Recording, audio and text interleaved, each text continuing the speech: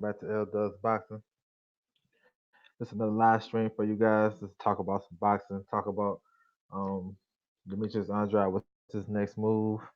Jamal Charlo just got a fight announced against Dennis Hogan. We're gonna talk about that and anything else you guys want to talk about. But first of all, I'd like to thank everybody for joining.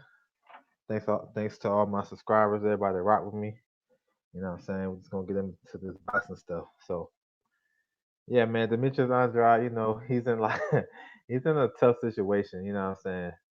Because I think like some of his past and him turning down fights before and all that stuff, it started to come back to haunt him. Now he in a position where he can't get no fights, and he's supposed to be on the right side. He got Canelo, Triple G, you know what I'm saying, Billy Joe over there, and the super middleweights to have. Even Danny Jacobs, you know what I'm saying. Um, they got Callum Smith on that side, so it's a lot of fights for him to have, and right now it seems like he can't get the ones that he wants. Um, we all know Canelo is fighting Kovalev, moving up to light heavyweight to challenge Kovalev. So that's off the table. And Canelo just said that he don't want to fight Andrade because he's boring. You know what I'm saying? Take it for what it is. To me, he don't want to fight. Canelo is at the point of his career where he can pick and choose his fights. You know what I'm saying?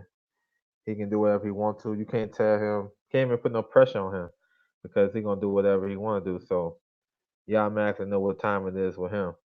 Triple G, you know what I'm saying? This went life and death with Derevchenko, which I thought he lost that fight. You know what I'm saying? That's a natural fight next, but probably next year because Triple G took a lot of punishment in that fight.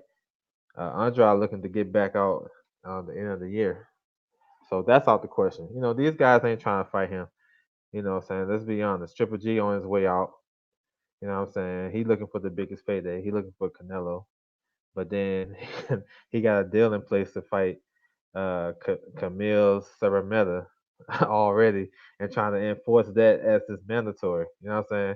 So that tells you that they not willing to fight Demetrius Andrade, the guy with the belt, probably a top four, top five middleweight. It depends how you look at it. So it is what it is. I understand it both ways. You know, Triple G on his way out. He ain't trying to risk that. That's a bad style matchup for him. Canelo, he ain't trying to look bad either. What's up, LDTB? Salute. All like both of those guys, the Andrade would cause them fits. You know what I'm saying? Whether he win or not, we don't know because we want to see the fight. But Andrade, man, I like him though. You know what I'm saying? I like him as a fighter. I like him as a personality. I like his charisma. You know what I'm saying? Some people may say it's corny, whatever, but I like him. You know, um, he's been noted as the best talented fighter that we don't never see because he was so inactive and injuries and promotion and all that stuff. Now he got that shit situated. What old fighter reminds you the most of Andrade? I was thinking, yeah, Michael Nunn. That's a good one. Michael Nunn's a good one. He got a little Tarver in him, but he a little bit more wiry than Tarver.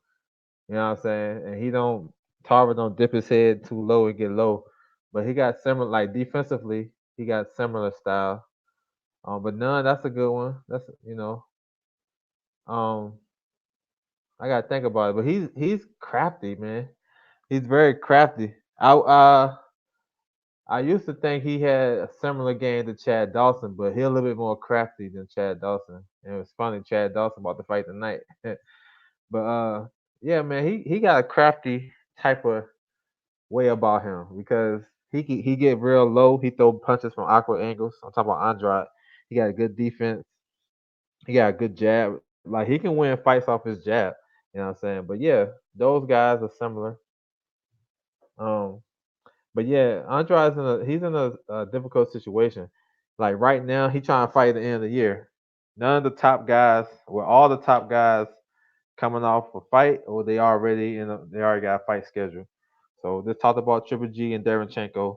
They're gonna be out for a minute. The way they was beating up on each other, they're gonna be done for a minute. Canelo fighting Kovalev. Charlo So I'm gonna talk about that later. But he's signed to fight Dennis Hogan in December. Who else you got? Top middleweight. Uh, Murata, he bought the fight. Stephen Butler. Stephen Butler was his mandatory. Turned down the fight. You know what I'm saying? So he bought the fight. Murata. Rob Brent. He got a rematch clause with Murata, but he's taking a tune-up fight to get used to his new trainer Bomac, and that he fighting in January. So that's off the table. So who else for him to fight? You know what I'm saying? A lot of people like the boxing fans, y'all tickle me, man. Y'all make me laugh so much because you see the guy, he calling out this guy, this guy, this guy, and they all busy. And then when you see him fight another guy that you probably never heard of, y'all gonna be like, man, who the hell is this guy? You know what I'm saying? Who is this bum? And don't do your research. It's not really much for him to choose from out there. You know what I'm saying? McGee not gonna come up and fight him. You know what I'm saying? Um, Billy Joe turned it down. He wanted to fight Billy Joe November the 9th. You know what I'm saying? On that KSI and Logan Paul on the card. They went another direction. And then Billy Joe tested positive to fight him. So that tells you he didn't want to fight or he wasn't sure of himself. Whether it's nasal spray or antibiotic steroids, whatever it is, whatever they take, that tells me he wasn't 100% sure.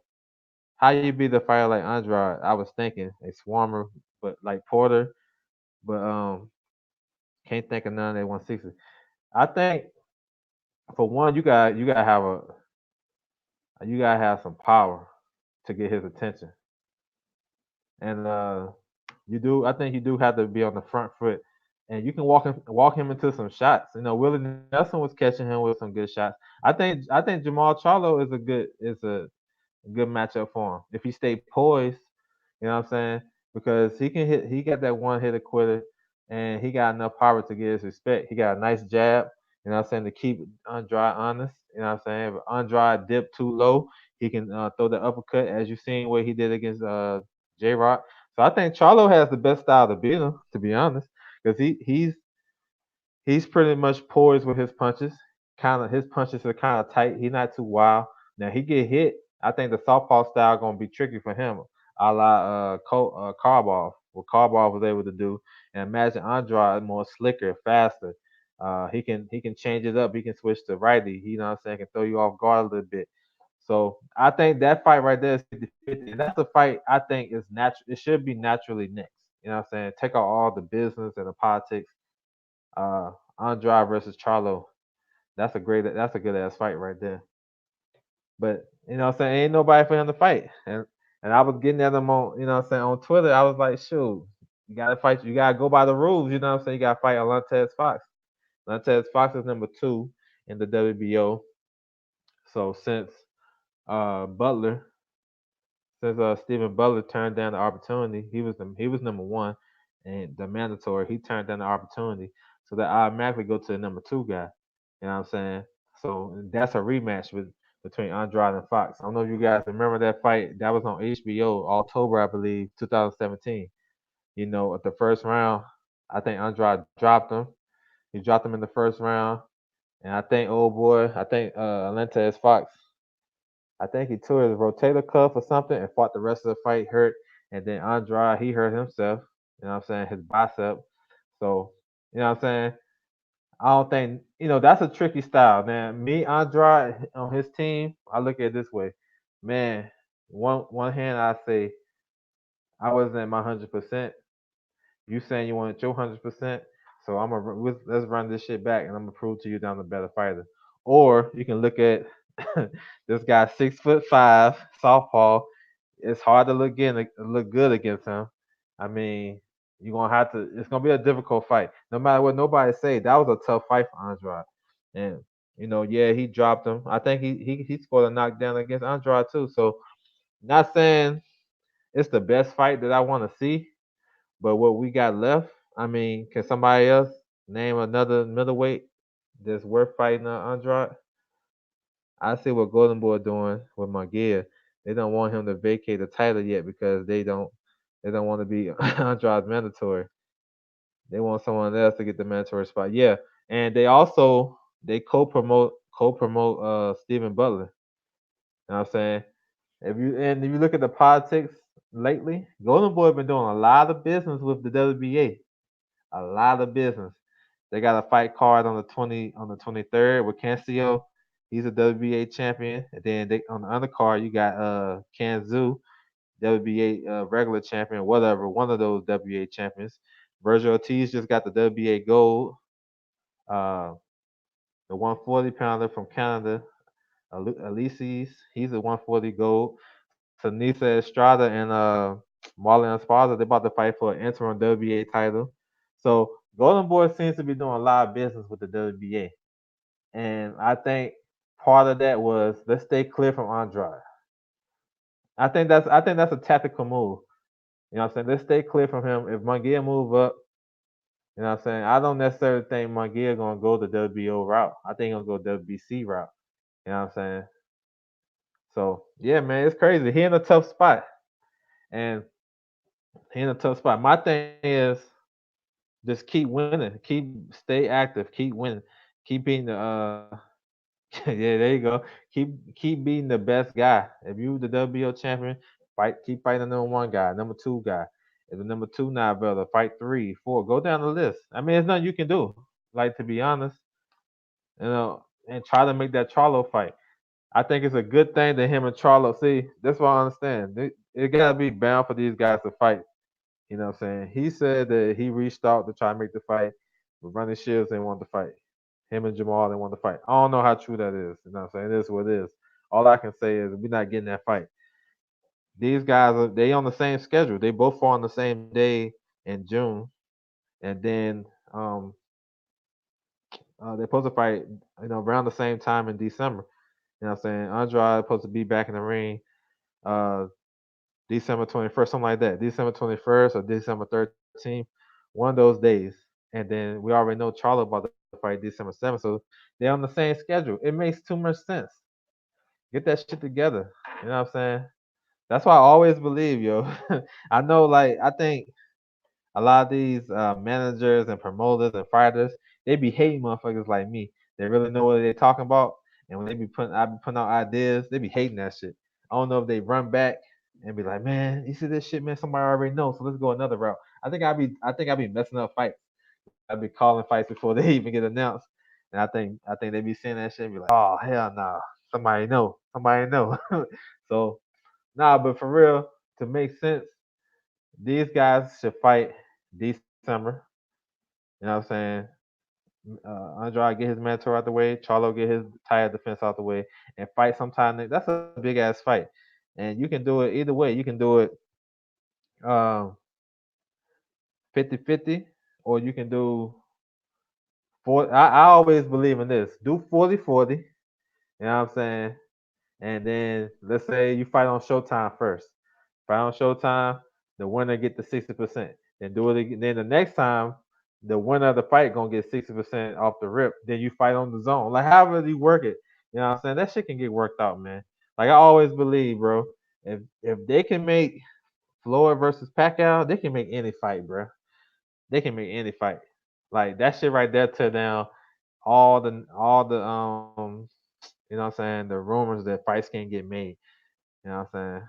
But eventually, shit, they ain't gonna have nobody else to fight. It like, you know what I'm saying, they both kinda they're in the same position. Charlo in the same position that Andrade in, basically. Only difference is Andrade more vocal. Charlo is more on the humble, just quiet. You know what I'm saying? Whoever they pick for me, I'm gonna fight. You know what I'm saying? I'm gonna do what I gotta do, I'm gonna win, whatever. That's the difference. He probably, I bet you behind closed door, he probably like, man, I can't get these motherfuckers, man. Damn, you know what I'm saying? But he going a different route. Andrade, he gotta talk. He on the same side. He on the same side as these guys. They got all these good fights, and he can't get the big one. You know what I'm saying? So I think eventually it's gonna happen. But you know what I'm saying? This state, I just say this stay busy, and the shit gonna happen. But I like Demetrius Andrade as a fighter, and I hear some people say, "What has he done to deserve a Canelo fight?" That should make me laugh, bro. Like if you can name, if I say let's name the top five middleweights, It don't matter the order. This ain't the top five. So, okay, I'm asking myself that. I got Canelo, Charlo, Triple G, Andrade, Derevchenko, top five. I don't think nobody can argue with that. So if you a top five guy, why you can't fight the top guy? You know what I'm saying? So I don't understand that. Regardless, see, people always want to go look at resumes. Let me look at his resume. Look, here's the paper, right? Let me look at the resume and see who he fought. Oh, let me go to BoxRec real quick, bro. That shit don't always matter all the time. You know what I'm saying? It's the who is the best fighter in that division at the time, regardless of the resume. That resume shit is supposed to be for when you retire. That's why I don't really like getting into it. I can go blow for blow with the best of them about a resume and chop and screw that shit all the way down because I actually know about the fighter, the time they fought him, whatever. You know what I'm saying? So I say if you know deep down inside that he's a top five middleweight, and you say if everybody consider Canelo a top five, the number one middleweight, why you can't why you can't fight the top five guy? You know what I'm saying? So that shit, that's a bogus ass excuse. Oh, his resume. Let's look at his resume. That shit is dumb to me. That shit is dumb because what they looking at what the resume don't say is that Canelo was Andrade's mandatory at 154. And Canelo was like, nah, I'm good. I'm gonna fight 155 real quick. Andrade gets stripped for inactivity. Now Liam Smith get the title after beating John Thompson. And then all of a sudden Canelo need that WBO belt. Oh, let me get that shit. Let me get that off of you. You know what I'm saying? Stop Liam Smith to the body in 9 rounds. And then we all forgot about that shit though. That's crazy. So that's what I'm saying. That's what I'm saying. Like I wouldn't go always about resumes all the time when you because everybody not gonna have the same resume because everybody don't fight everybody, and you're not gonna have the same resume. Same thing with Caleb Plant. Caleb Plant resume is trash for real. If you want to be honest, but that's not saying he's a trash fighter, and that's not saying he's not a top 4 or 5 super middleweight. So that's why I say that's why I like to watch the fights. I watch the fights. I can do my own. I can do my own rankings. I don't care about ESPN, Ring Magazine. Who else got rankings? I don't know. Whoever got rankings, I'm cool. I just look at, oh, you got him number one? Okay. I do my own shit. Even with like BoxRec, their rankings is crazy. They got 6 super middleweights, like one, two, I think 5 or 6 super middleweights at 168 ranked above Benavidez and Caleb Plant. 6 of them. They got 6 super middleweights from the UK. It's crazy. Nobody listen to that shit. But that's why I say I think you know you can't like the media really can't force Canelo to do shit. So I think you being a a deaf drum right there. But yeah, you can't even force Triple G. You can't force him. You know what I'm saying? Triple G is on the diva shit. This motherfucker done changed his name at 37 years old. This dude went through a midlife crisis, changed his name, put an I instead of an E. He on some other shit. So you can't you know what I'm saying? But you can beat that drum to Charlo because Charlo is in the same situation. Charlo and Andrade. So if you on Andrade's neck about who he fighting and what he need to do and this, that, and third, you need to do the same thing to Charlo. Charlo fighting a junior middleweight in his next fight. His last fight, he fought for the world title against Magia, a junior middleweight. Now he's getting he got a title shot, you know what I'm saying, with the middleweight champion of the world. You know what I'm saying? He got a good ass promotion team and and manager. Yeah, they do be tripping. You know what I'm saying? But I understand though, you know what I'm saying, LDTB because everybody like boxing is an emotional sport, so you're gonna ride for who you're gonna ride for. And that's cool. But don't get diluted in the process. You know what I'm saying? At least acknowledge, yeah, you know what? Yeah, he deserved that fight. But I'm still going, you know what I'm saying? I understand. But you can acknowledge it for 1 second and then keep it moving. But these motherfuckers act like, I don't know what the hell. But it's all good though. I still want to see them in good fights, man. And I say when a lot of people like demean another fighter from getting a fight, that's messing up the sport of boxing. Because that'd be a great fight. You know what I'm saying? Whether the style, you don't like the style or whatever, you don't like the guy, it still be a great fight. I want to see Charlo Eubank. Yeah, and yeah, that's what I was talking about. Yeah, Eubank. Eubank in the new WBA rankings. You know what I'm saying? He's number one at middleweight. Carball, he was number 13. He jumped all the way up to five. So I caught that shit immediately. I was like, oh shit, they about to fight. It makes sense to me though, because Charlo needs middleweights to fight on PBC side. So Eubank, I think his best weight is at 160. I mean, to be totally honest, I think he a bigger puncher there, and I think he has more. I think he just feel like he feel more stronger there to me. Carball is a vet, you know what I'm saying? You know what he brings to the table, southpaw, you know what I'm saying? He gonna dictate the pace. That's a good fight. And the winner of that, I say more so if Eubank wins, I think that's a good ass fight for him and Charlo. You can sell the hell out that fight. And that's a good ass scrap for real. You right on that. Because, you know, one thing you know about Eubank, he's not the most talented, but he a dog. He got dog in him. He got heart, and he'll come to fight. He always come to fight. You know what I'm saying? Even in the Groves fight when he won't, he was getting all class. He still came to fight. You know what I'm saying? Charlo, he just, very good technically, man. He don't get a lot of credit. You know, he don't get a lot of credit because people see his competition and they try to dog him, and they say, and one little thing, and because he got a good fan base, he got good support. People like him. I like him. Shit. You know what I'm saying? I think he give Charlo. I mean, I think it's give Andrade. I think give all them guys problems. Andrade, Triple G, Canelo, he gives them problems with his size and length and his jab. But a lot of people, you know, they don't really speak on how good he really is. You know what I'm saying? And so he don't get the credit he deserves. But I think he's good, and his resume not all that tough. But still, I think ain't nobody running through him. So but yeah, if Eubank and Carball fight, they supposed. Now I seen some they supposed to fight in December. I don't know. Somebody said FS1 card. I mean, I guess Eubank, you know, he can headline that, but this is his first fight in the United States, so I don't know where they're gonna put that at. I say Vegas would be the best spot to put that at since he a little bit known in Vegas since he been working at the Mayweather gym, and what I'm saying. We'll see, but definitely, the winner of that fight versus Charlo, whether it's a rematch with Karbarv or Eubank, get him an opportunity, man. I like it, bro.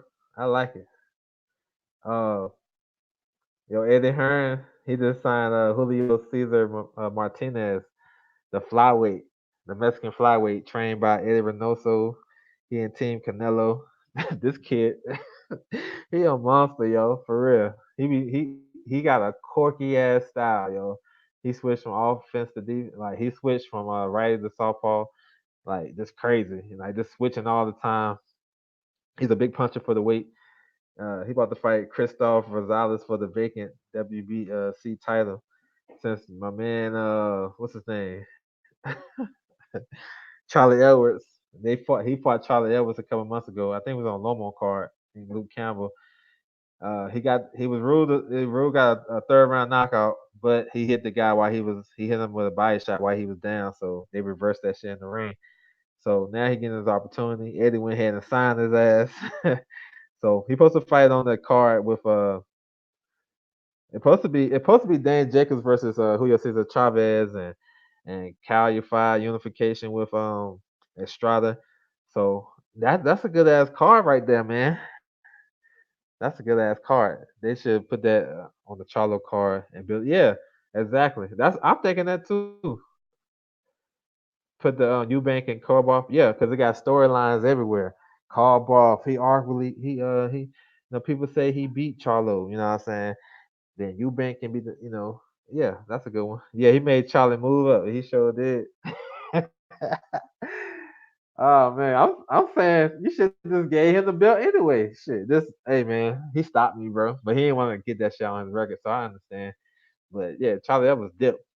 But that's the thing though with them lower weight classes, only the special ones can really move up in weight and be real effective as they was in lighter weights.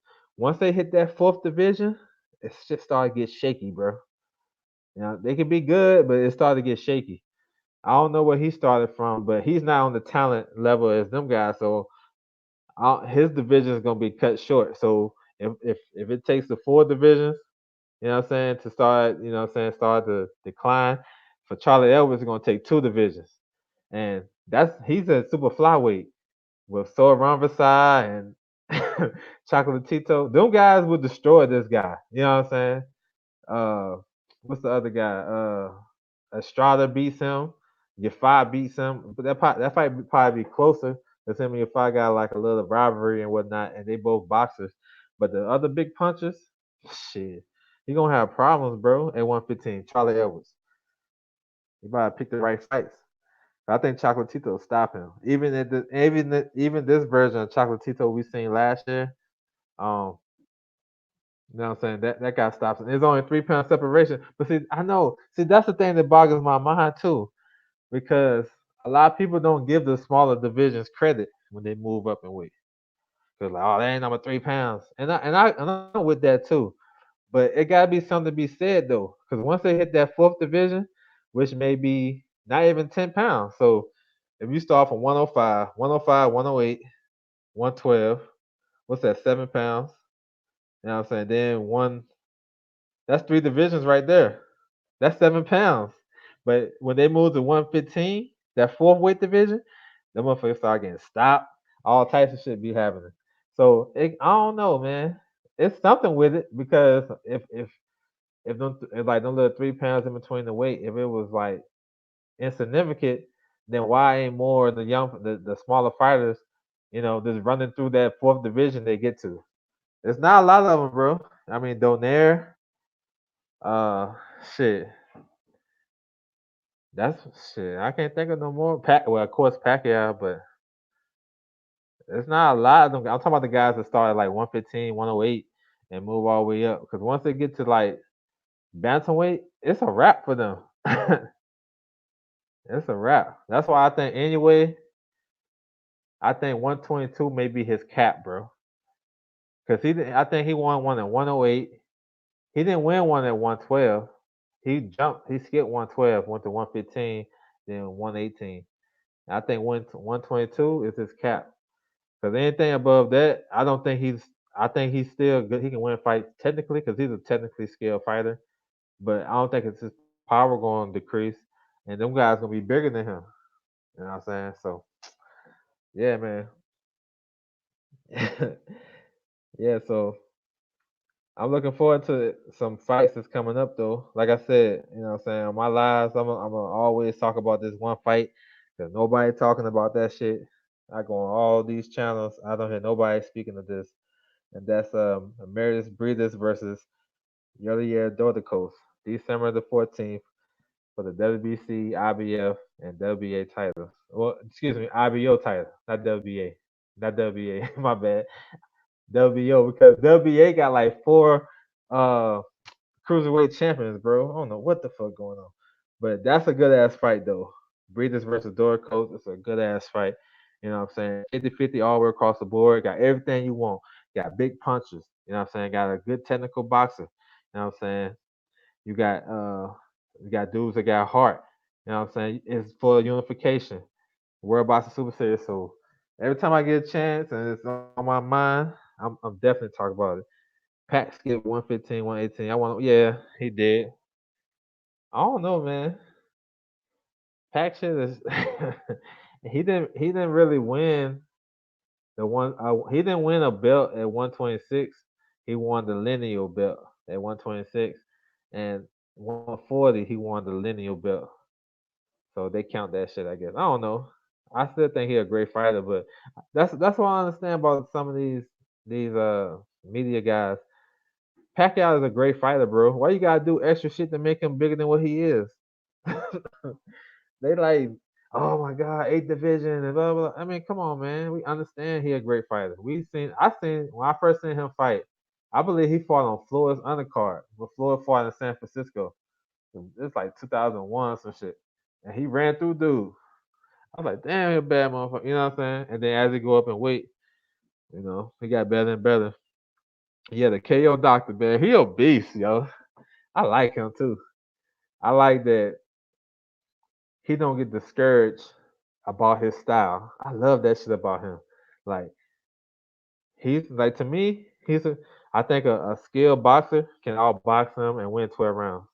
Can touch him up, win 12 rounds. But he still come. He's still gonna keep coming.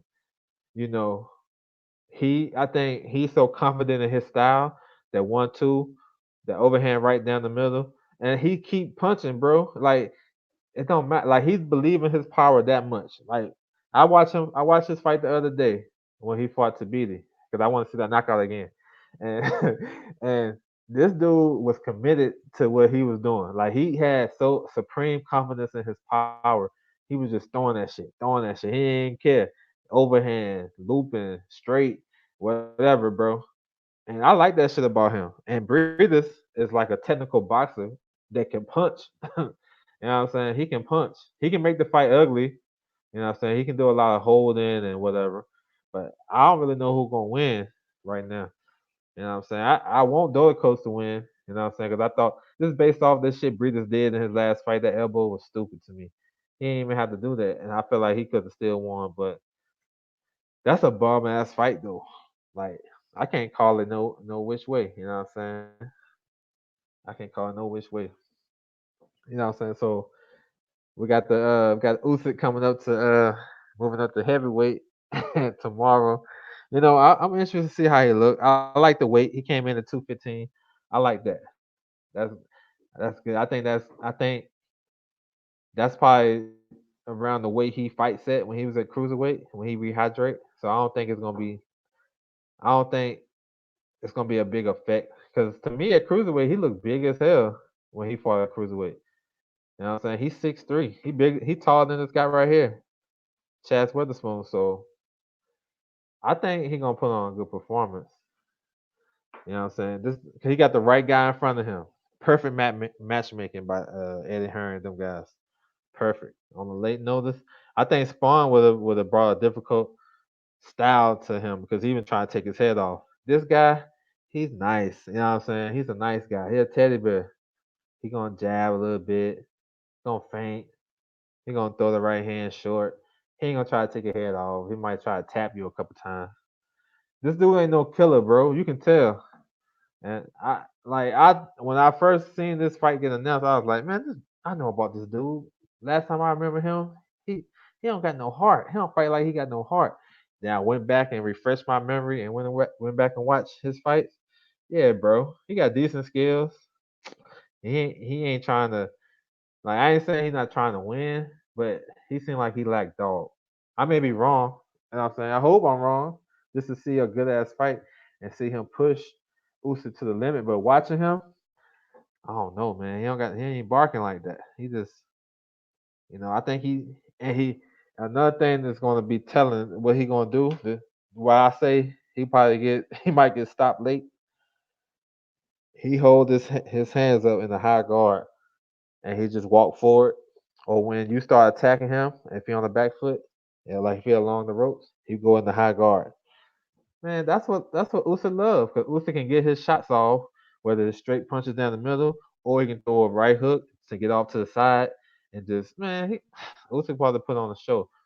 You know what I'm saying? Once he adjusts to the guy power to see what he got, see if he gonna come with it. Yeah, I think he's gonna get a late stoppage. You know what I'm saying? The best fight though on the card is the female fight. Well, maybe the Conwell and Dave fight. That's a good ass fight. But the female fight though, McCaskill versus Farias, the rematch. That's a good ass fight, bro. Good ass fight. I don't know. Um, I don't know. That damn McCaskill. She now that's a dog right there.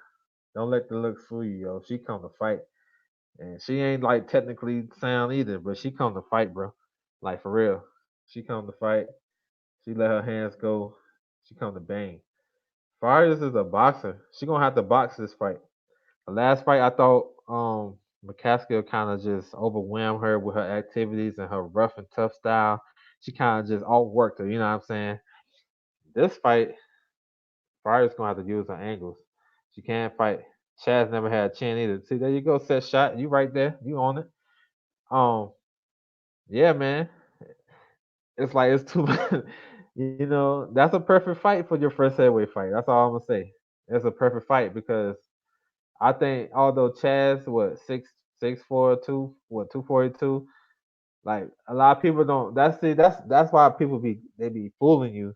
The promoters and managers and all these people, they fool you and say, "Oh man, this guy can punch. He can fight. He got dog in him." Nah, bro, y'all ain't seen him fight. And I think he got stopped by Seth Mitchell like in 2012. But he been fighting on like little small cards. Have y'all ever seen those fights on those small cards? I think he fought like 12 times. I ain't never seen it. And I'm like the boxing head of this shit. You know what I'm saying? I'm like a crazy ass nerd of boxing, and I ain't never seen him. I seen clips of him fight. It's a reason. It's a reason why he's fighting that lower level competition and fighting guys 7 and 14 and whatever. They picked him for a reason, but they're gonna tell us. They're gonna tell the fans, "Oh man, this guy he can fight. He's a big guy. He's this, and this, but he's soft as shit though." You know what I'm saying? He's soft. So I don't know if he can shock the world. Hey, it's heavyweights. I won't be too shocked, but I don't know. I can't see it. I think Usyk gonna style on the dude. You know what I'm saying? A lot of boxing, a lot of angles, a lot of jabs, a lot of combinations. When this dude cover up, he gonna get all of that. But yeah, man, it's kind of a slow week though. You know what I'm saying? It's some little small fights. I like the small fights. I just watched 2 cards, well, 3 cards, today. Um, ESPN 2 had a little card. You know what I'm saying? Some fun fights on there, and the Zone had one from Italy. Look, there's some good fights on there too. So I like watching. I watch all boxing. You know what I'm saying? If I see it, I'm gonna watch it. If I know it's coming, if I can get the link or get a whatever, however I got to look at it, I'm gonna look at it. So tonight you got Chad Dawson, you know what I'm saying, fighting Dennis Gravashev, something like that. That's on UFC Fight Pass. I'm about to watch that in a few. And every time I see Chad Dawson, man, schedule to fight, man, that shit hurt my heart. You know what I'm saying? Because I used to be a big ass Chad Dawson fan though. When he was fighting on Showtime against Thomas Adamick, I think he fought Eric Harlan. That's when I started to take hold to him. You know what I'm saying? And then he beat B Hop, uh, Glenn Johnson, beat Glenn Johnson twice, and beat Tarver twice. So I was a fan of him. You know what I'm saying? But then I don't know. I don't know. He started to go downhill, but still, I'm gonna still watching and whatever. But I think it's time for him to hang it up. 37 years old. I don't know. He gonna run across one of these killers. Oh, Dmitry Bivol, man. I'm excited to see him fight because I think he's let me see. The top light heavyweights, it's not too much to choose from. Like it's not. I think they close. Kovalev, Volchitz, Biev, and Bivol. But I think Bivol have a better package. You know what I'm saying? Offense, defense, know how to use the ring, smart in the ring. Fought some. He got a nice ass resume. You know what I'm saying?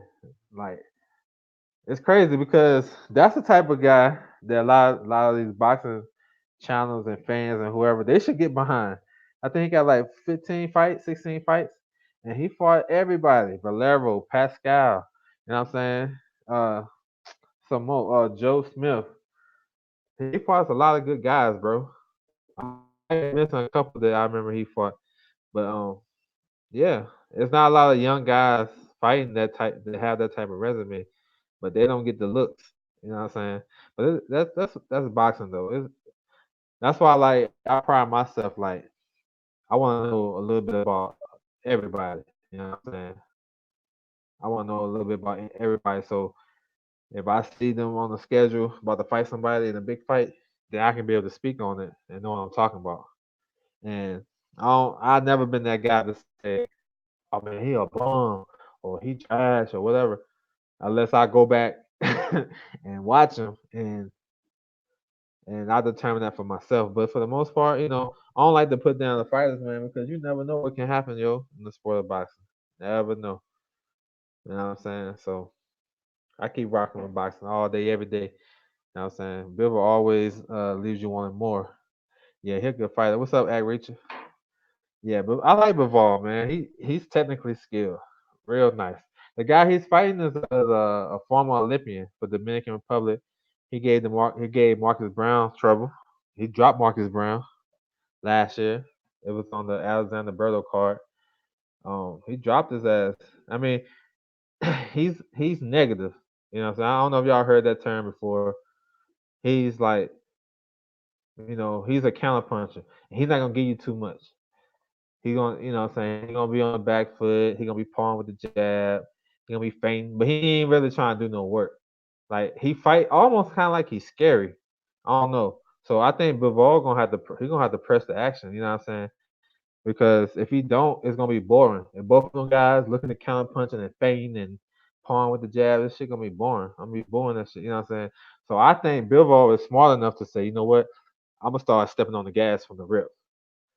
And I think because that's what I like about him. He's smart. He know when to box. He know when to bang with you. He know when to walk. You know what I'm saying, to set you up. He know how to do all that shit. Like the Joe Smith fight, he got hurt late in the fight. What he do? He held on for dear life, and he ain't started like he ain't started like throwing punches until he got his wits about him, and then he started to maneuver around the ring. Then the round after that, he won that round easy. So that's what I'm saying. Bivol is nice, man, and I think he gonna this. I think in this fight, he gonna step on the gas. I think he gonna come forward. He gonna use his feints, his jab, his body shots. I think he gonna stop this kid within about, I don't know, 7 or 8. I think the guy has enough ring IQ or ring generalship and survival to get past the halfway point of the fight. Because he's very negative, yo. This guy Castillo, very negative fighter. You know what I'm saying? If he let his hands go, now he can, open up some shots against Bivol. You know what I'm saying? Bivol ain't like the best, whatever, but he's decent with his defense.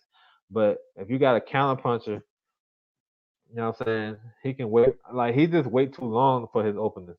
So he gonna have to set some traps. He gonna have to be kind of aggressive and try to get like make it feel like you in there. You know what I'm saying? Or Bivol gonna run through dude for real. You know what I'm saying? I'm waiting for next week though. Next week gonna be popping. You know what I'm saying? You got the unification light heavyweight. Alexander Vultures versus Brother BF. That's a good ass fight, bro. That's another fight that's 50-50. Like I kind of like Castillo. Yeah, he can fight.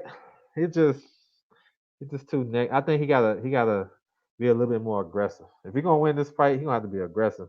He can't just be sitting back trying to counter. You know what I'm saying?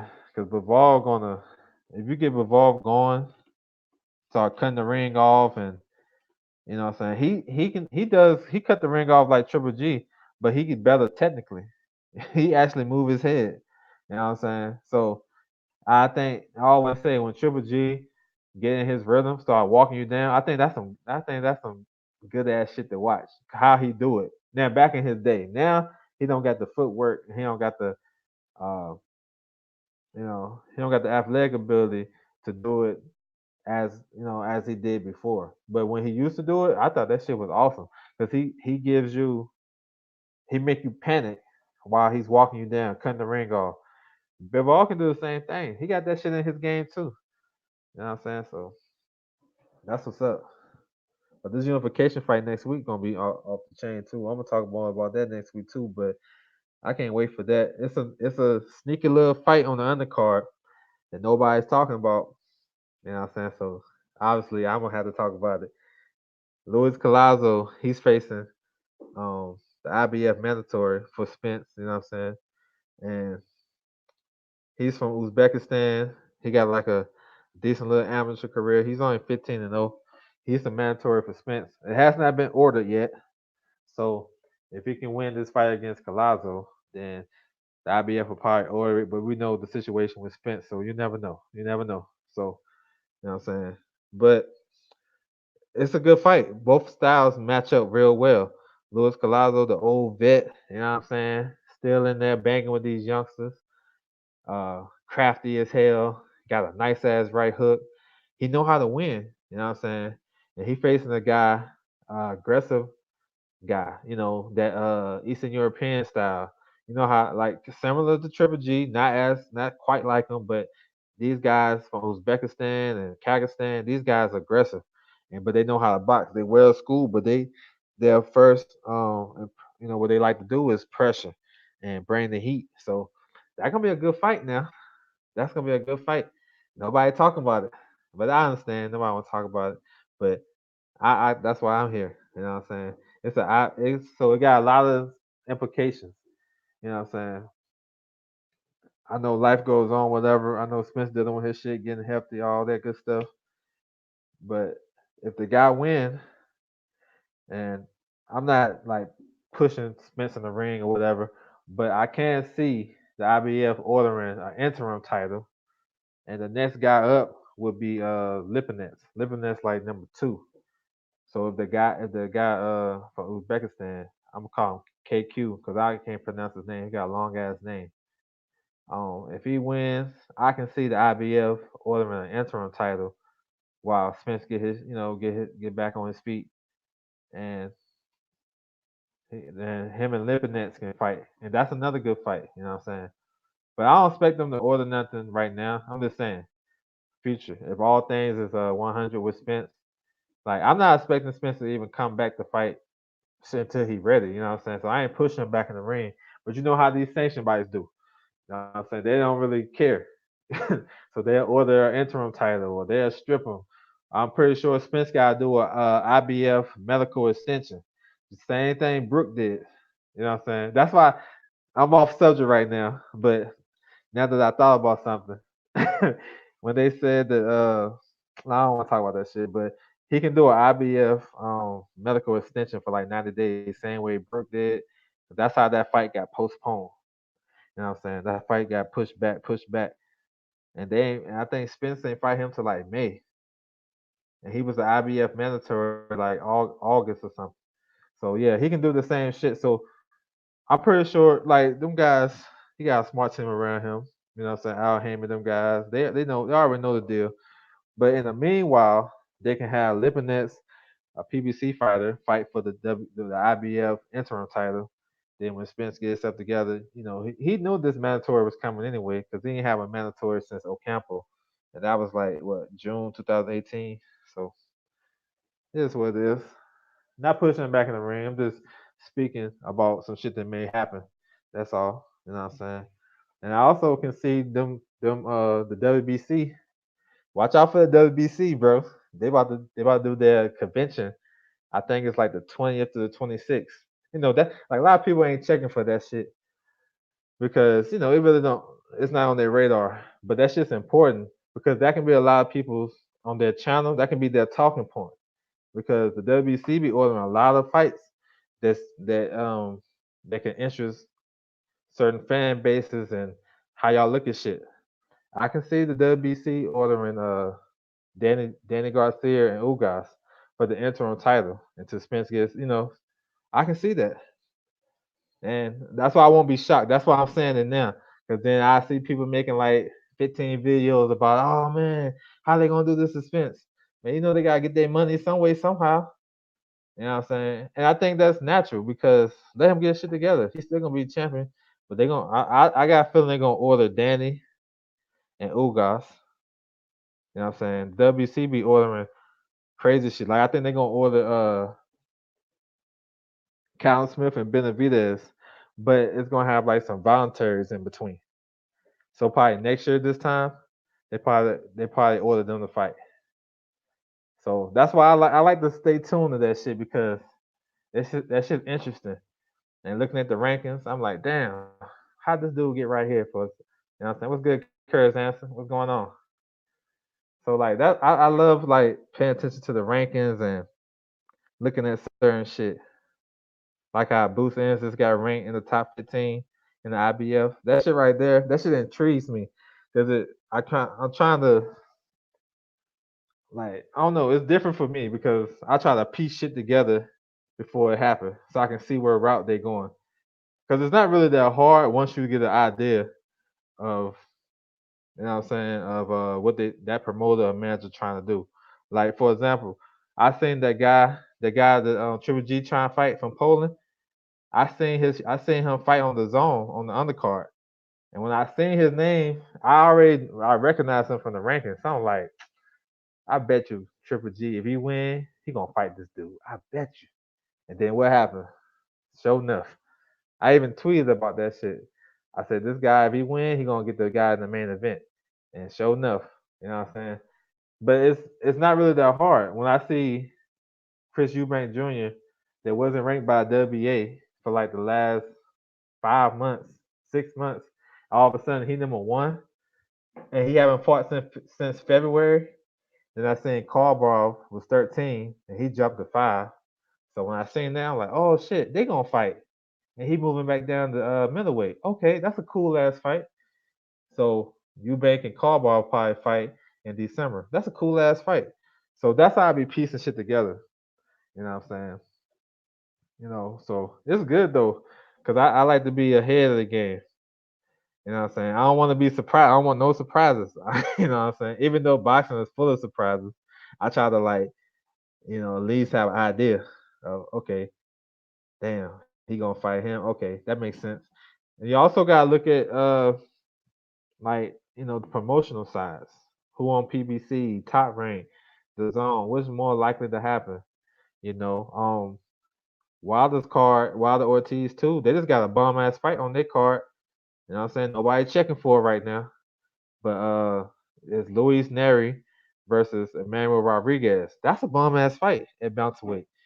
Rodriguez is a former IBF champion. He just lost to anyway. Before that, he was doing this thing. He had a good round against Anyway. I thought he won the first round, but what I'm saying, Anyway just overcame all that shit and stopped him. So that's a good ass fight. Neri, southpaw, big ass puncher. He been on the last two pay-per-view Fox pay-per-view undercards. He was on the Pacquiao Thurman card. He got a stoppage, knife round KO over Payano, and then he was on the Spence Mikey card. He got like a third or fourth round knockout over McWilliams Arroyo, one of them guys, one of them twins from Puerto Rico. So, and I think he used to be a former WBC champion, but I think he missed weight, or he had that Clenbuterol situation. But he can fight. That's a good ass fight. Like I said before earlier in the stream, anytime you got uh, top 5 fighters fighting each other, it's always good for the sport, no matter what division it's in. Because if you're watching it, you're gonna get a good ass fight, tactical fight. You know what I'm saying? And it's not always do a top fighters run through each other. So they more likely gonna be real competitive. Somebody gonna have to dig down deep. You know what I'm saying? That's the type of fights I look for in boxing. And I think we need more of that. Like I understand you got your little get yourself together fights or warm up fights or whatever you want to call them.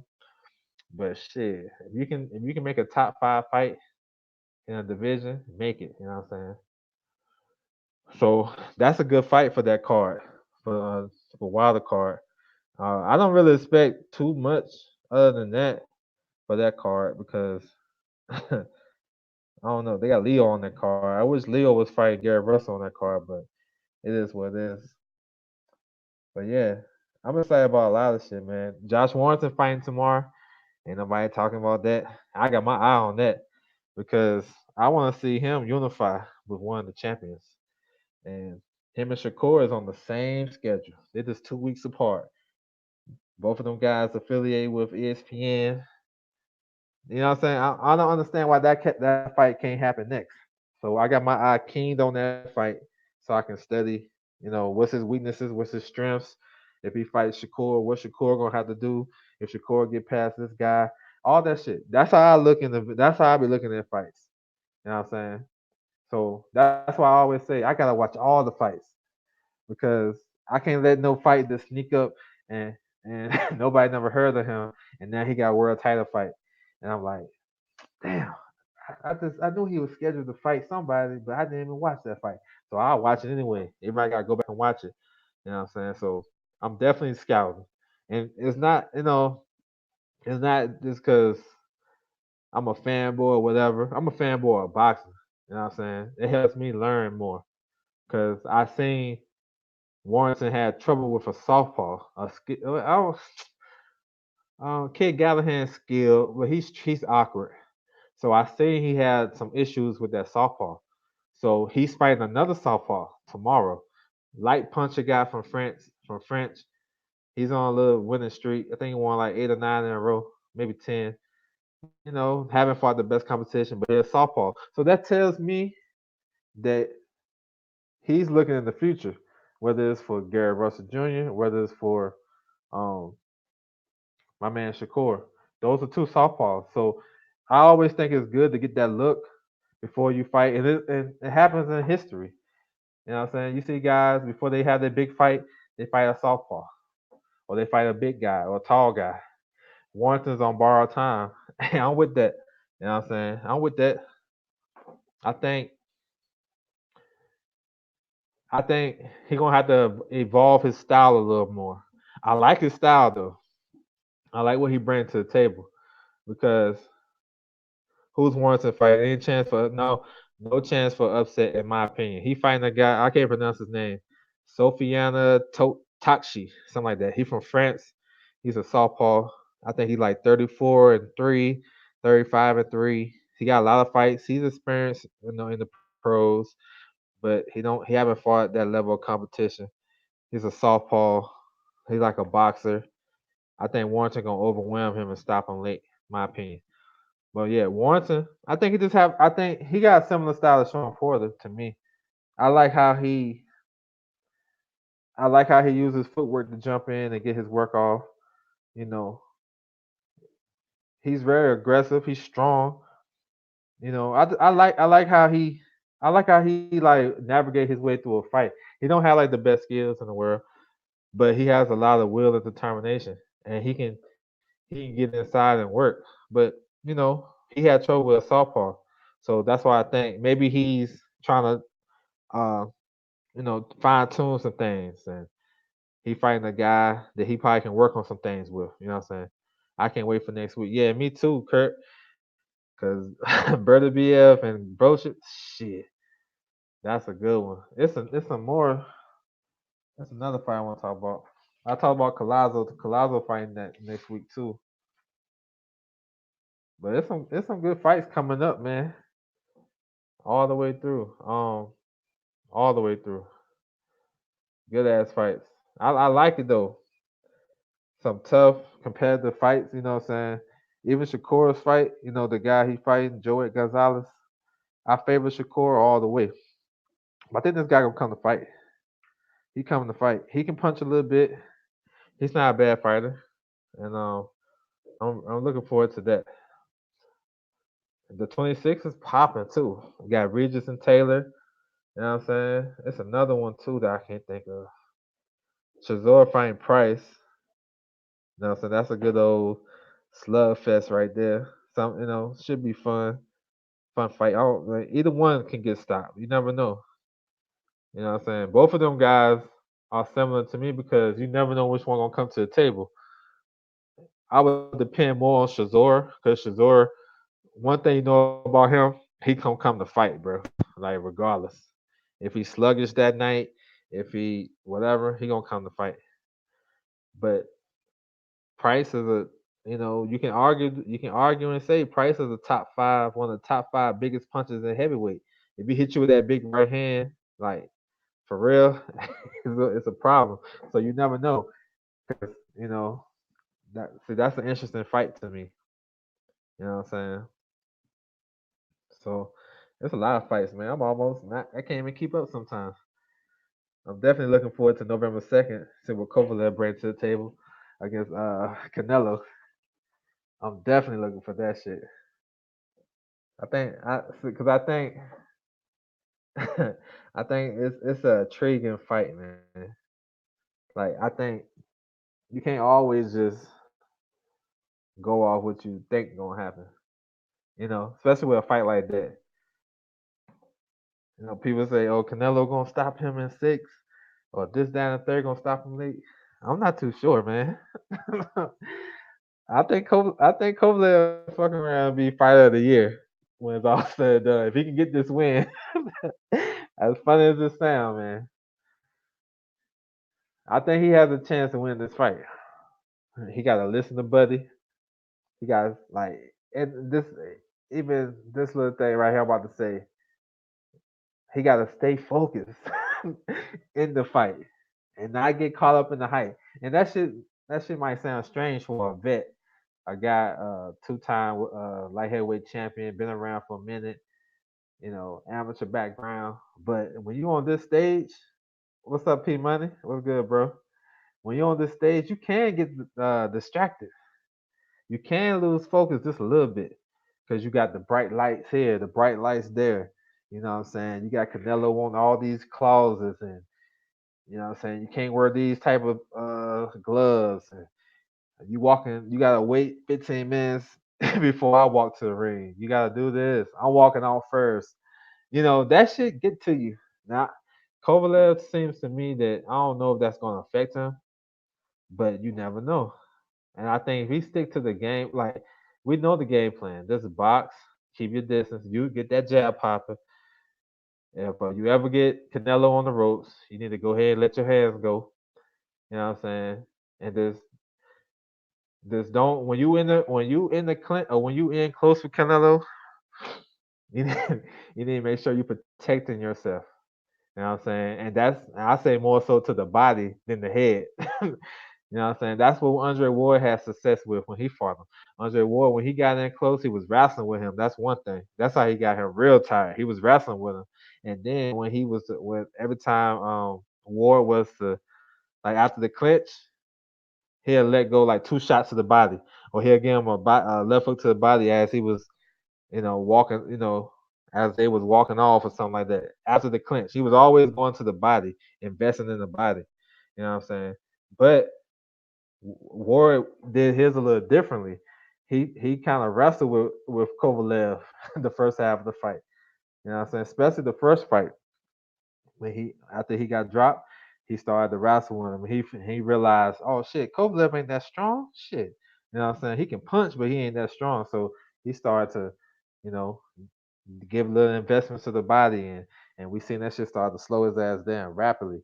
Yeah, Canelo is not that type of fighter. He's not going to try to wrestle with Kovalev. I think Kovalev is shot, but he doing a lot of outboxing things, and it's clear he isn't focused anymore. He's drinking. He's not as disciplined anymore. I think Canelo can stop him late. Yeah. I mean, I can agree with that. Um, Canelo better work on his stamina. Yeah, both of them they seem to run out of gas late.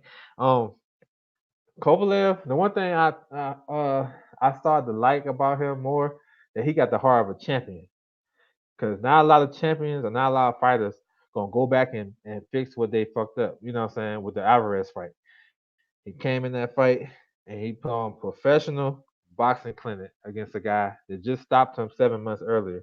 And nobody was giving him chances. Uh None of that shit. He had the legal shit going on. And he went on there and put out a clinic. So I respect him for that. You know what I'm saying?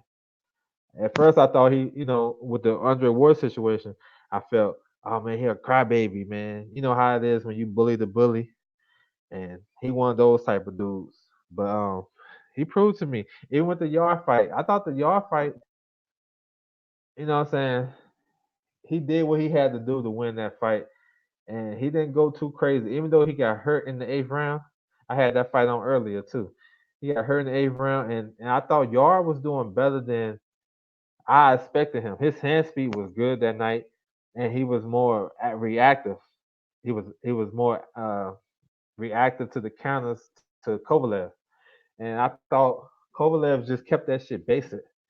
And he started with the jab, he ended that shit with a jab. So yeah, man. Well, we'll see though if the drinking and all that shit, and if he's not focused, that shit gonna show up against Canelo for sure. But I don't know. What's good, Hassan? Hassan Malik, this your first time over here, bro? What's good? So we'll see though if what Kovalev gonna do. I think he gonna put that jab on display, and I think he gonna have to win those early rounds. against Kovalev. I mean against Canelo, because we already know Canelo, he can fight. I think this is gonna be the one of the fights where Canelo going you're gonna really see him fighting in spurts. You know, like and some of his fights pretty like before he'll probably fight the last minute of the round. I think he's gonna do that against Kovalev until he get the timing of his jab. Kovalev gonna have to switch the speeds of his jab because he can get countered over the top with that shit. You know what I'm saying? If he keep throwing the same type of jab, he gonna have to mix it into the head and body, punch the shoulder, like jab the shoulder, jab the chest, keep him off balance. Because Canelo is we already know Canelo is an outstanding counter puncher, and he can counter that jab if it's lazy. Canelo might try to outbox Kovalev. It might not be too interesting. Yeah, I think yeah I can see that too. That's a good point because but in some way in the fight, Canelo gonna have to get inside though, because I actually think he loses a boxing match with Kovalev. I always say this shit: if Kovalev can outbox world class boxers like of all time, in their era, Andre Ward and Bernard Hopkins, even though Bernard Hopkins was 49 years old, he never got outboxed. You know what I'm saying? He was when he lost to Roy Jones. Roy Jones is one off athletic ability. You know what I'm saying? He didn't really outbox him. Like that fight was kind of boring to be honest. You know what I'm saying? He won that shit off athleticism. He ain't really outbox him. Nobody really outboxed um B Hop. They win fights like even Chad Dawson. He was more athletic than him, and he won the fight. But he outboxed B Hop. B Hop can do those little tricks. He can jump in with his head and then grab you. You know what I'm saying? He can do that shit against Kovalev. Same thing with Andre Ward. In both fights, I thought Kovalev was up before the stoppage. And I thought Kovalev won the first fight by 1 point. I had a 6-6. You know what I'm saying? I wanted Andre Ward to win. I was jumping up and shit after you know what I'm saying, they gave him the fight. But I thought he won. I was nervous at them scores. But it is what it is. Kovalev power didn't seem to be there against Alvarez in the rematch. It seems somewhat yeah, I think so. I think it's gone too. I think he's not sitting down on his shots as more as you know as much. I think he just trying to get that jab. It's almost like he using the jab overly excessive because he know once you get to his body, it's a wrap. Like that's what it seemed to me. So I don't think he's sitting down on his punches, but he still got some type of pop. He stopped this dude with a jab in the last fight. So I think he got still got some power, but it's not like definitely it's not like it was before. But it's enough to keep you honest. And I mean, if Kovalev is mid range, yo, Canelo, he gonna lose, bro. If Kovalev can fight mid range for like the majority of the fight, and Canelo don't try to push him back and try to uh, walk him down or whatever, because I don't think you can just depend on one punch, like one counter punch at a time, or two or three punches at a time. I think you're gonna have to push Kovalev back sometimes and make him fight, make him use the ring. But see, even if you do that, he still can win the fight off his jab. It just depends how lazy that jab is, and is he gonna be committed to that shit if he don't get too tired, because we all know that shit coming. But I can't wait for that shit. You know what I'm saying? I can't wait for that shit. I still like I'm hyped about AJ and Ruiz. I think that's gonna be a good ass fight. The first fight was good as hell. It's like when I watched that fight, I know like a lot of people they had a lot they like people was rooting against AJ, like please, you know what I'm saying, off the strength for Deontay. They want that motherfucker to lose. I got it. But that was a good ass fight though. And AJ, I don't think he won about maybe 2 rounds. I thought Ruiz he was doing some good ass crafty shit in that fight. You know what I'm saying? He was knocking down AJ's jab with his hook. You know what I'm saying? He was punching he was jabbing AJ to the chest. He threw a nice ass straight right hand to the to AJ's body. That motherfucker was like, ugh, you know what I'm saying? He was doing some smart shit. It was technical shit, and I think it's more than just AJ's mentality. It was Louise. Like he was doing shit that like it's like it ain't no way he's not gonna do the same shit again. Like the way he was catching his hook, he was catching his jab. You know what I'm saying? He was moving his head, getting away from that right hand. He only made one mistake in that fight when he was exchanging with AJ and he didn't hold the phone and that left hook came and dropped his ass. That's the only thing. Only mistake he made. And then he got up that same round and dropped him twice. But the technical shit he was doing and the way he didn't just come in and just walked in with his high guard and got inside and started working AJ. Nah, he was slipping, he was sliding. You know what I'm saying? He was throwing a jab to get him inside. He was doing a lot of good shit, bro. And AJ gonna have to adjust. Definitely gonna have to adjust. You know what I'm saying? I think he gonna have to be. I think he gonna have to be more mobile, but he don't have to be like a boxer, like running all the way around the ring. He's gonna have to use the ring better, and use his range better. Oh, you good, man? Always late. It's good. You can always go back and check it out though. It's all good. But yeah, man, I'm about to end that shit right now, man. I'm sorry you late, bro, but I'm gonna go ahead and end it. Hey, make sure y'all continue to support boxing, man. Support your favorite fighter. You know what I'm saying? Watch all the fights. Are you worried about Louise Focus? Nah, I ain't. Nah, I ain't worried about that shit because I think it's a. I think if you just think about where he was at last year this time and to where he at now, I think anybody would do the same shit he did.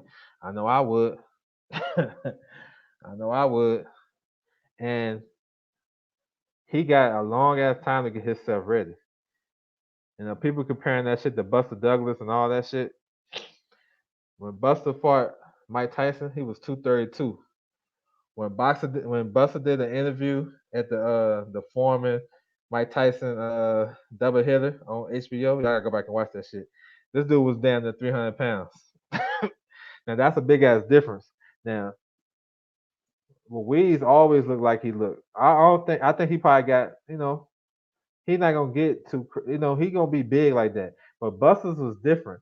You know what I'm saying? Because Buster, he already had that shit in him before he fought Mike Tyson. That fight with Mike Tyson, that's a legendary ass fight that probably can never be duplicated in his life.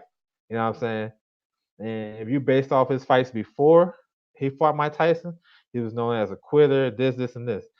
Damn, the Mirage gave Buster Douglas $24 million, bro. Shit. And he wasn't taking Holyfield. He wasn't respecting Holyfield. He was on some shit like he a small guy. He ain't gonna be able to take my punches. He this and he that. He's a cruiserweight. Blah blah blah. And see that's a different. I think it's a different mentality. You know what I'm saying? He got an opportunity of a lifetime, and he just was like he went back to his old ways.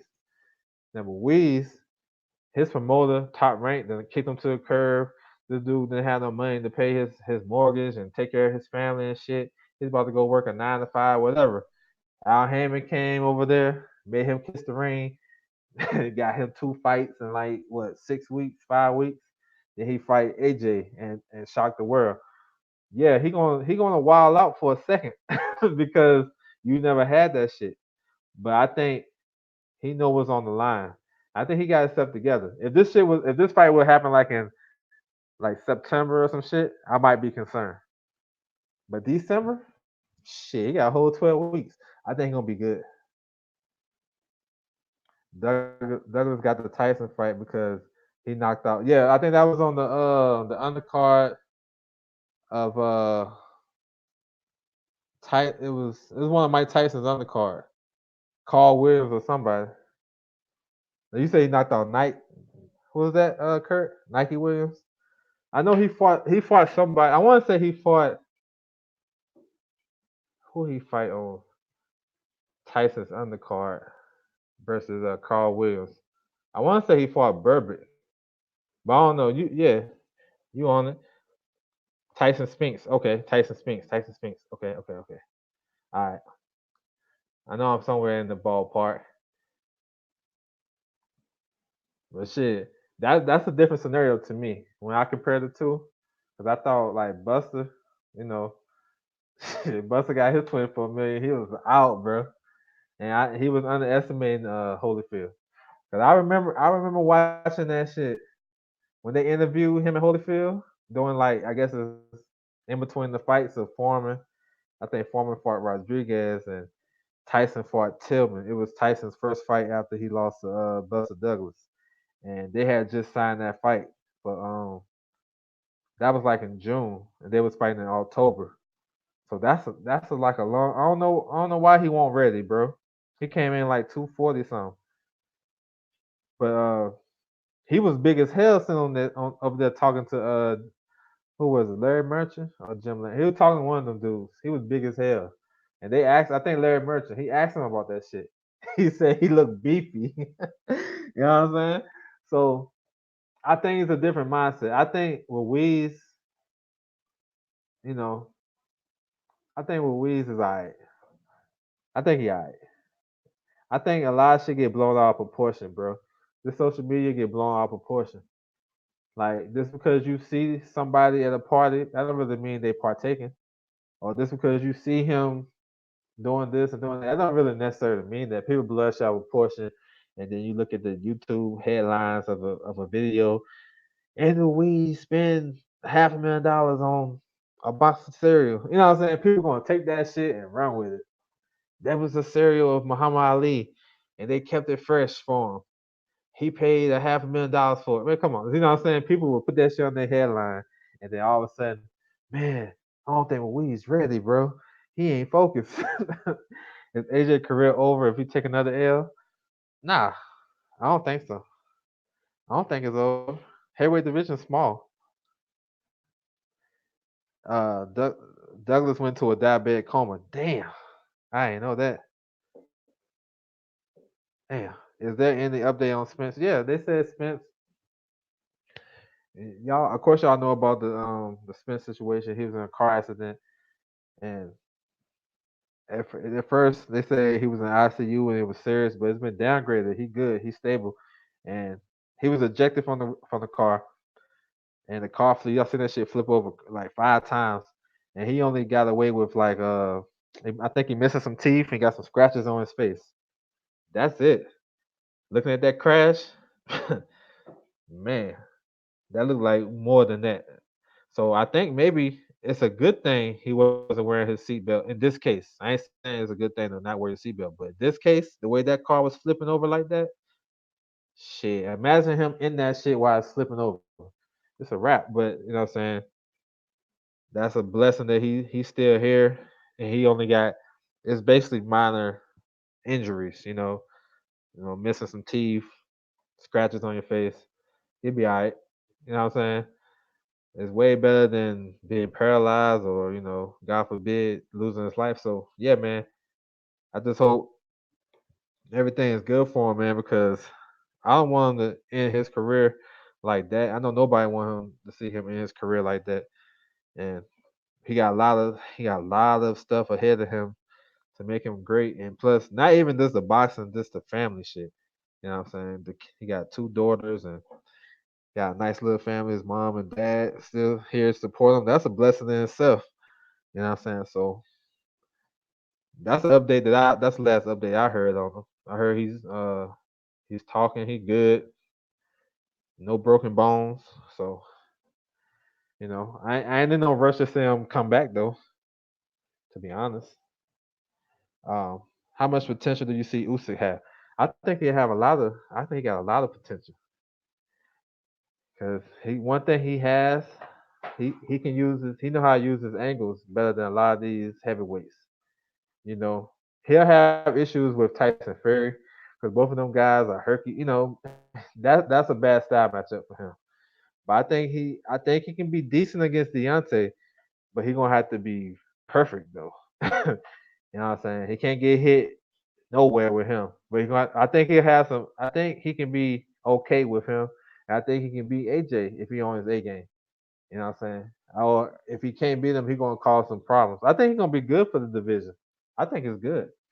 I think he beat Brazil. I think he beat Dylan White. In my opinion, I think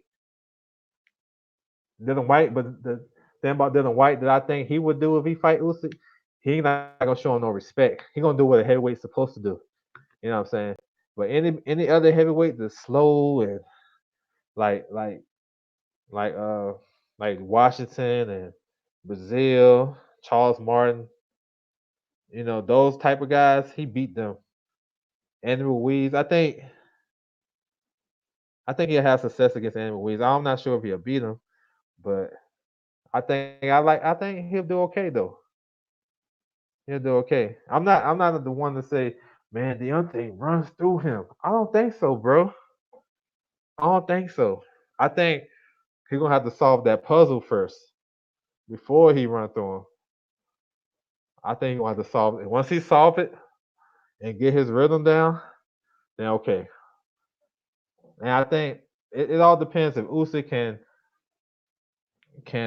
establish himself as a big man, as a heavyweight.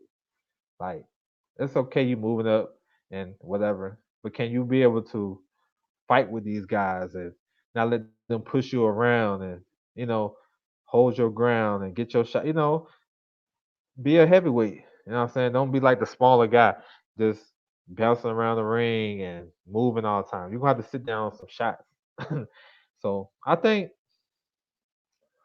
him and Parker is a 50-50 fight right now. I think that's a good fight for him to see where he at. I think he beat Shazor. Um, I think he beat all these prospects too, in my opinion.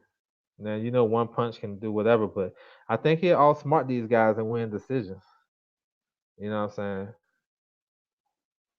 I like Usyk though. Yeah, man. So that's my time, man. I appreciate you guys rocking with me, man. I'm gonna try to do this shit more often, bro. Definitely make sure y'all tune in to all the fights if y'all can. I'm about to go watch Chad Dawson on this UFC Fight Pass real quick, see what he about to do. But yeah, but like I said, support your favorite fighters. Continue to support the sport of boxing. Do what y'all do. I'm out.